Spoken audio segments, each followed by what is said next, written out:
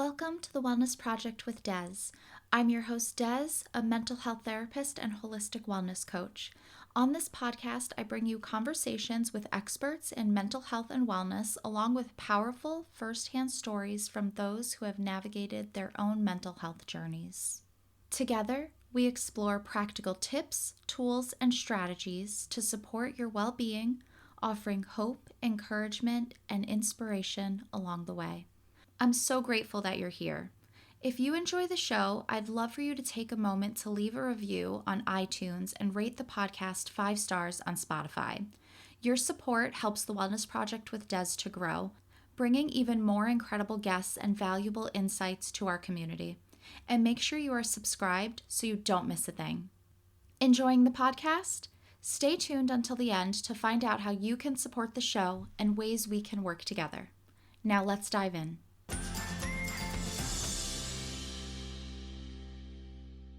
Hello there, I'm your host Des, and you are listening to episode number 193. I did have another episode planned for today, actually. I had a guest coming on, but because of everything that is going on in the world, I decided to drop in with a solo episode. And today we are going to be talking about how to stay grounded during this political climate, just how to stay grounded when we have access to the news, world news, international news, 24/7, how the world's news is at our fingertips anytime we open our phones. If the world is feeling a little or maybe very heavy right now, and you've been struggling to find your footing, you're feeling overwhelmed, helpless, or stuck between wanting to stay informed and also needing to protect your peace, just know that you're not alone and you are in the right place. A lot of people have been feeling this way, and that's exactly why I wanted to come on and talk about this today. From constant news headlines to arguments online to difficult conversations or tensions with loved ones, it can feel like everything is on fire and you are just trying to live your life. So take a deep breath, grab a nice hot cup of tea like I have right now, or go for a walk while you're listening, and let's tackle this very difficult, very heavy topic.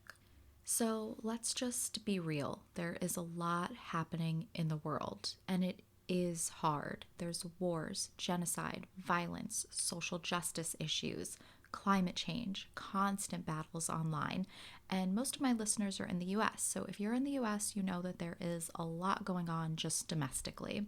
The political climate right now is so loud. It's deafening, it's chaotic, it's emotionally charged, it's polarizing, and it's just plain exhausting. It's all very heavy. So it's no secret that the internet has drastically changed how we consume news.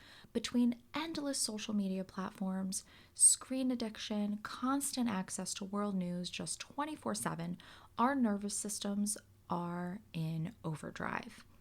With social media and having cell phones, we're just constantly plugged in.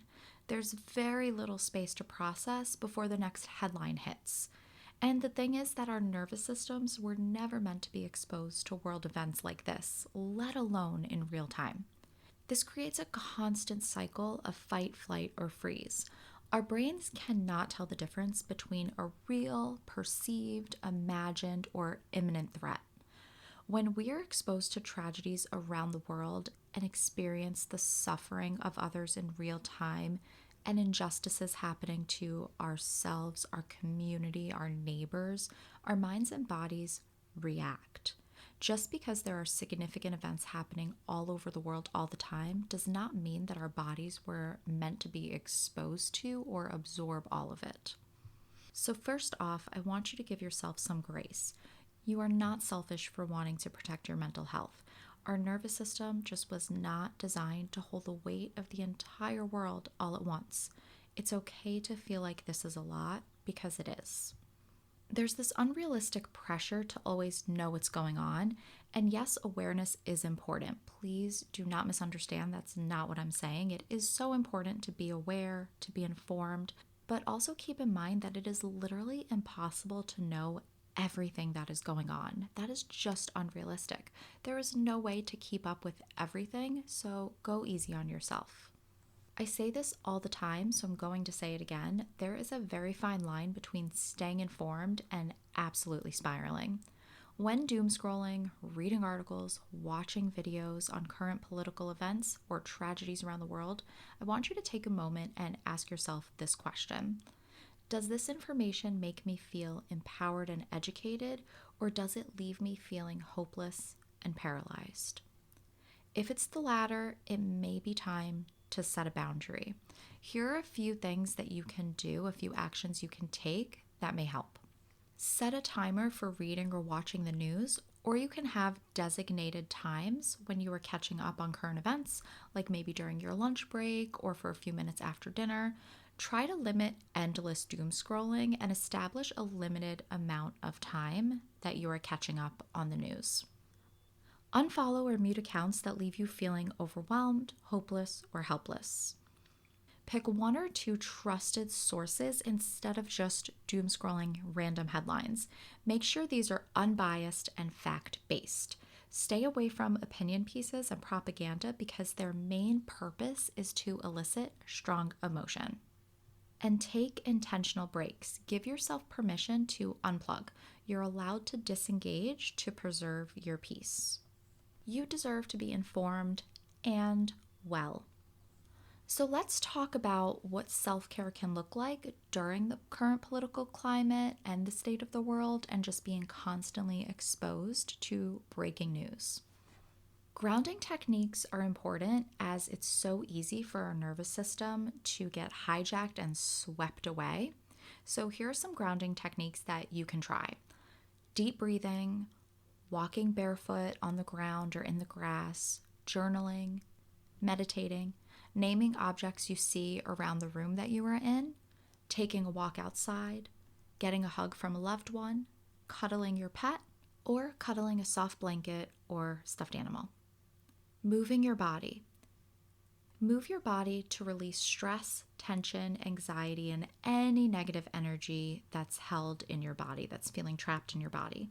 Move through it with yoga, dance, tai chi, walking, stretching, or you can do more intense movement like boxing, HIIT workouts, or running. This is an important one, limiting discussions with people who provoke or trigger you, even if they're family, maybe actually especially if they're family. Create space for joy and laughter in your daily life, even in the dark times, especially in the dark times.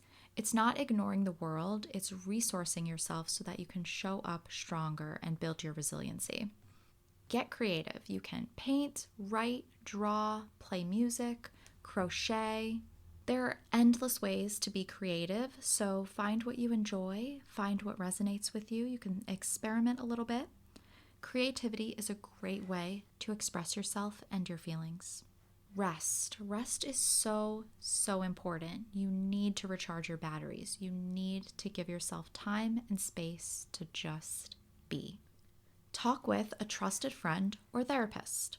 Join a community or mutual aid group. Connect with people that share your values and your beliefs. And first and foremost, make sure you are taking care of your basic needs. Eat, sleep, shower, brush your teeth and your hair. You need to take care of your basic needs. You can care about the world and care for yourself. When things are feeling out of control, it's very easy to spiral into helplessness, but action, even small action, can be incredibly regulating and boost your morale. If you're feeling fired up about something, you can channel that energy. Here are some grounded and realistic ways that you can get involved.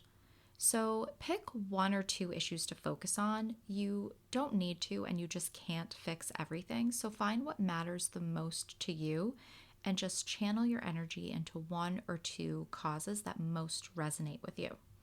You can volunteer locally or online. You can participate in phone banks. You can, again, join a mutual aid group. You can do voter registration drives. You can get involved in your community. You can volunteer at your local nonprofit.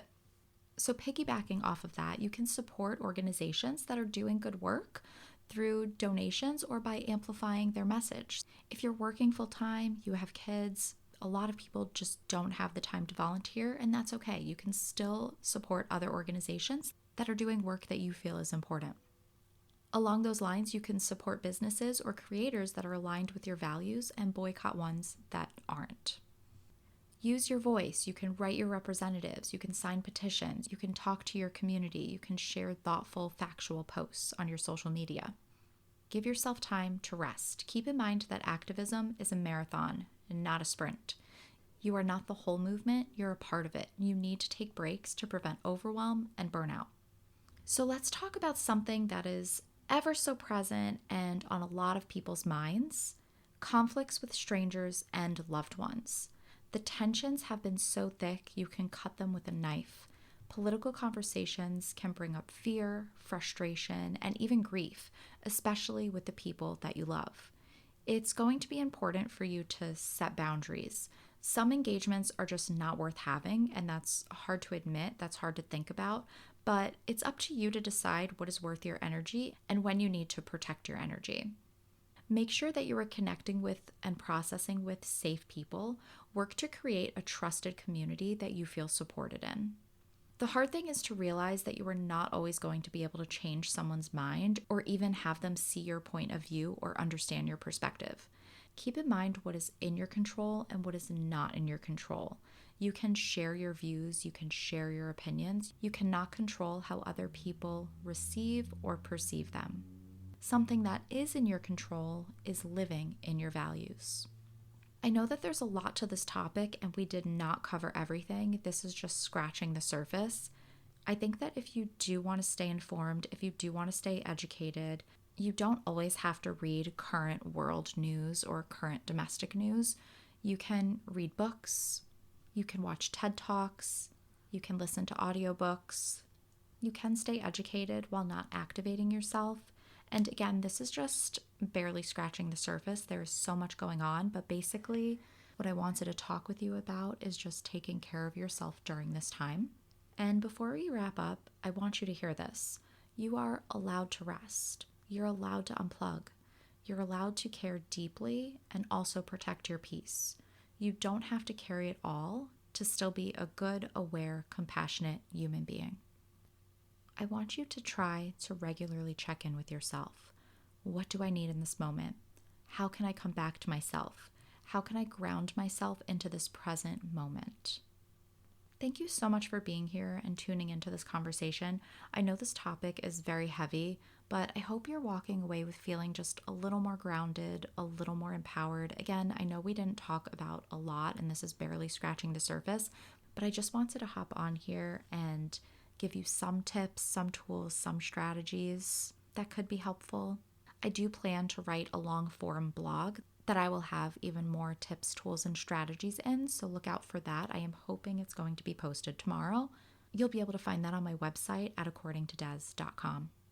If you found this episode helpful, please share it with a friend who may need to hear it. And as always, take care of yourself and be well. I'll see you in 2 weeks with my originally planned guest that was supposed to come on today. You will see my conversation with her in 2 weeks, and that is Taylor Marie, and we are talking all about cults. Taylor Marie was recruited into an online cult, and she talks about how she escaped this cult and how it led her to her private practice today, specializing on cult recovery. That is going to be a really great, really fascinating conversation, so I will see you in 2 weeks. Thank you so much for listening. I hope you enjoyed this episode and found it helpful. For detailed show notes, go to accordingtodez.com / and then whatever episode number this is. So again, that's accordingtodez.com / episode number. If you'd like to work together, you can schedule a free coaching consult call, or you can join my Mindful Monday support group. Links are in the show notes. You'll also find a curated list of books written by or recommended by my amazing podcast guests on my Amazon storefront, so be sure to check that out. If you loved this episode, share it and tag me on social media. You can find me on Instagram and Facebook at The Wellness Project with Des. I'd love to hear your thoughts, so leave a comment. For more wellness resources, you can visit my website, accordingtodez.com. There you'll find wellness blogs, expert interviews, and a wide variety of digital products like ebooks, audio meditations, and downloadable journals to support your mental health and personal growth. If you gain value from this podcast, consider supporting the show by buying me a coffee at buymeacoffee.com/The Wellness Project with Des.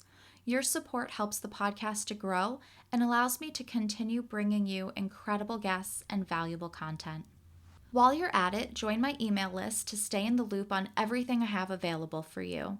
As a thank you, you'll receive a free downloadable coloring book with positive affirmations. I'd also love for you to join my Facebook community where we dive deeper into each episode with discussions, journal prompts, reflections, and mental health and wellness content. It's a supportive space, and I'm there daily. Come say hi. The link is in the show notes. And don't forget to check out my Redbubble shop. The Wellness Project by Des, my collection of mental health and wellness products, is designed to uplift and inspire.